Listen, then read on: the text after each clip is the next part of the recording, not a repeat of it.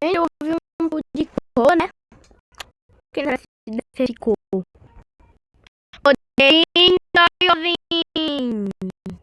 Primeira pergunta, como você botou Doce Azevedo?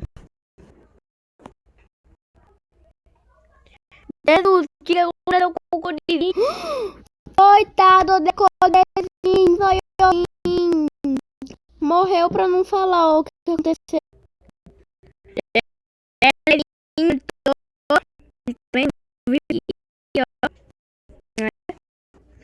B de batatinha. E de Jesus, cadê o tudo? Mas eu não ligo. Okay. Então, essa é a rotina de Codezinho. Esperamos ver Codezinho próximo vídeo. Tchau.